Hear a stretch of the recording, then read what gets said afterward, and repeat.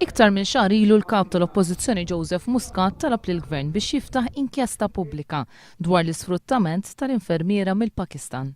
It-talba baqgħet ma ntlaqetx u fi kliem il-Ministru tas-Saħħa Joe Cassar għadu prematur biex hu jitkellem fuq il-każ. Allura jkun prematur min-naħa tiegħi illi nitkellmu fuq dal-każ u x'inhu legali u x'mhuwiex legali. L-infermiera Pakistani kienu qed jintalbu jħallsu 3,000 euro lil kumpanija Chrism Services li kienet qed iġġalhom jaħsbu li setgħu jitlu jaħdmu l-Mater Dei biss bl-intervent tagħha.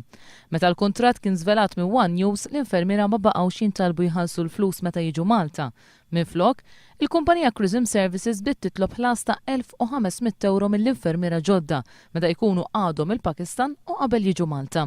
Minkejja li l-investigazzjoni tal-Pulizija ilha għaddejja 15-il xahar, il-Ministru Joe Cassar jikkonferma li s'issa ma ttieħdu ebda passi kontra l-kumpanija li allegatament qed tisfrutta lill-infermiera. Ġivint ma kont se jaħtlu legali dan il-ftehim?